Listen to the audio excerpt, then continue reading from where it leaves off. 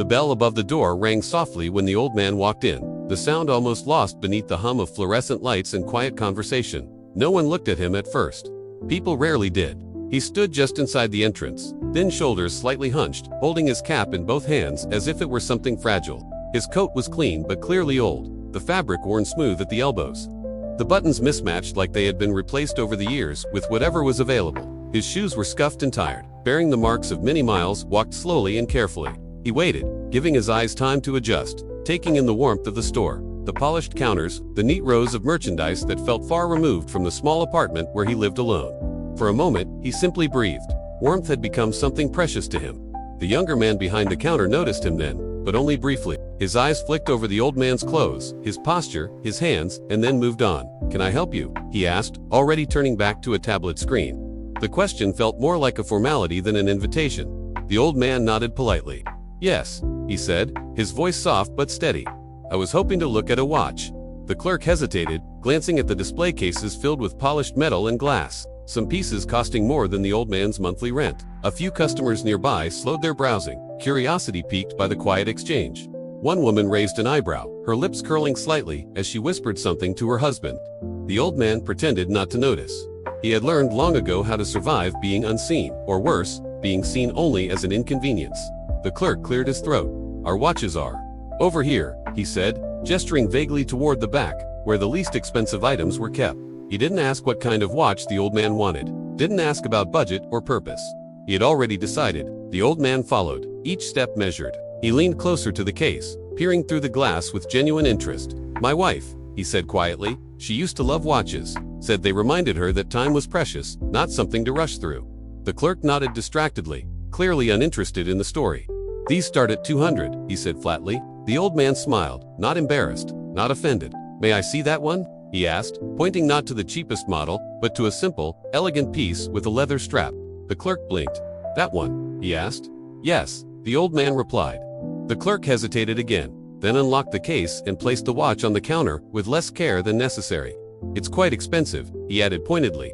"I understand," the old man said. He lifted the watch gently, turning it in his hands, his fingers lingering on the smooth face as if committing it to memory. Around them, the store's quiet hum shifted.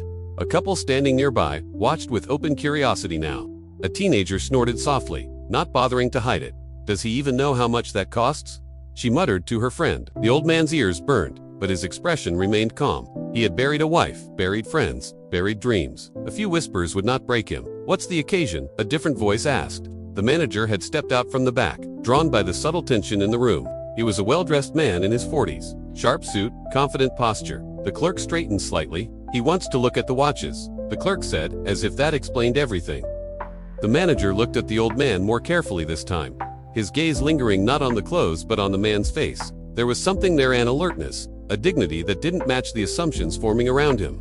"It's for my wife," the old man said again. "Our anniversary. Or it would have been." The manager nodded slowly. "I'm sorry," he said, his tone softening despite himself. "She passed a few years ago."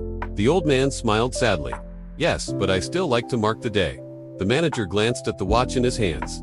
"That one is a fine choice," he said. "Classic, timeless." The old man's eyes lit briefly. "That's what she liked," he said, "things that lasted." The manager hesitated, then asked, "Would you like to try it on?" The clerk looked surprised. The old man nodded. The manager carefully fastened the watch around the old man's wrist. It fit perfectly, the leather-hugging skin marked by age and work. The old man looked down at it, and for a moment, the years seemed to fall away. "She would have smiled at this," he whispered. Silence settled over the counter, thick and uncomfortable. The clerk shifted his weight. The whisper stopped. "I'll take it," the old man said.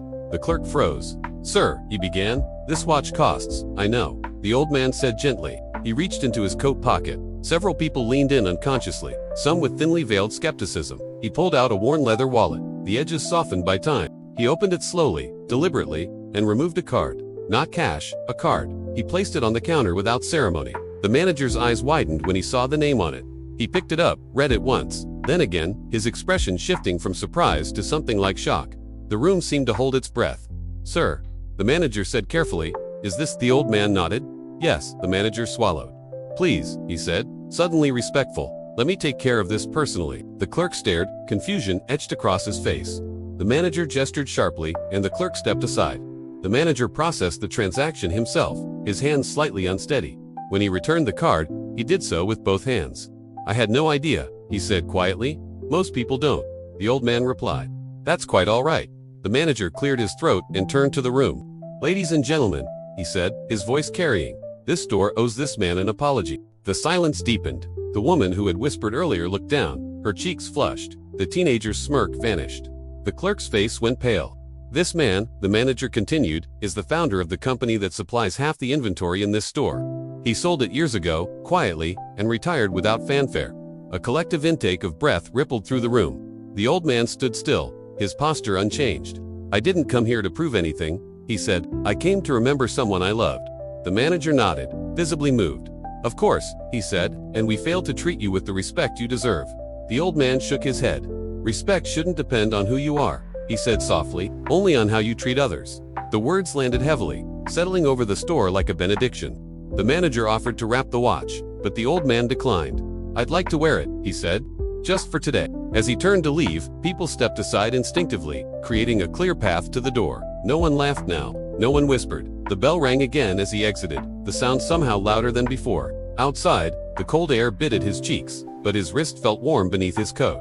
He walked slowly down the street, the watch ticking steadily, marking time not as something lost, but as something remembered. Inside the store, the silence lingered long after he was gone. The clerk stared at the door, his face unreadable. The manager exhaled slowly. "Let this be a lesson," he said quietly. "You never know who you're serving." But the deeper lesson hung unspoken, that dignity is not something you can buy, and respect should never be reserved for those who can afford it.